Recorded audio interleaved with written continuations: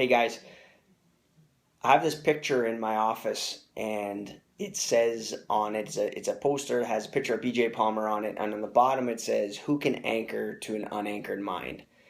And it's a great reminder for me that every single day that we come into practice, we have, uh, potentially hundreds of different people coming in who've had hundreds of different experiences that day, and they're all coming to your place with the intention of leaving there with a higher level of health, a higher level of energy, a higher level of spizerinctum, a higher level of power, a higher level of positivity than they came in with.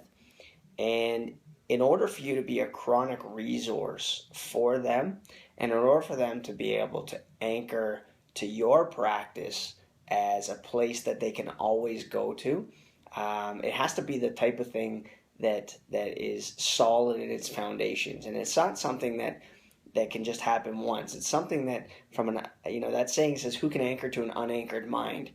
Your mind being anchored has to do with you being clear about your vision for the future, you being clear about how it is that you personally are going to get and stay healthy, clear it is about how you visualize their care going in the future, and clear about what it is that you provide as a service.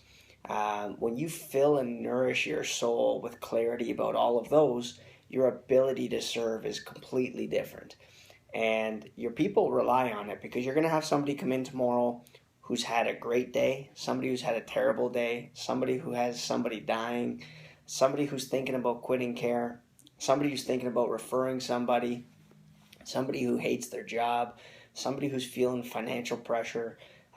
You're going to have all of those. But they can anchor to somebody who is unwavering and unchanging. Some of the longest term patients, I ask them, I said, "Why do you keep coming here?" And inevitably, it always comes back to the consistency of the environment that we provide. They know what they're going to get. They're going to get a positive doctor. They're going to get a positive staff. They're going to get a quality adjustment. They're going to have somebody who cares about their health, and they're going to have a listening ear if they need it. It's consistent, it's repeatable, and it's something that they can anchor. If every single week you have a new talk about something different, and you're now a specialist in orthotics, and you're now a specialist in vitamins, and this week you're a specialist in exercise, and next week you're a specialist in, I don't know, nutrition, whatever it is, doesn't matter.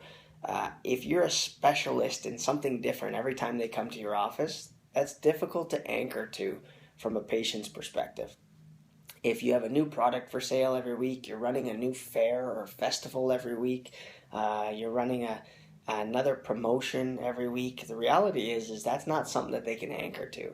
What they anchor to is consistency, and consistency comes about by you being clear about what you want to provide and training on that on a regular basis. So when you get up in the morning and you have your power hour or hour and a half or 2 hours, whatever it is that you do, 10 minutes, some of you, you have to have some consistency in there that starts your day off such that you yourself can create a specific goal for that day, that's consistent with the days prior. So there's the routine of it, of getting up in the morning, reading the green books, reading the Bible, doing an exercise, pushing some weights, making a nutritious shake, like whatever it is that you do to get up and prepare for the day.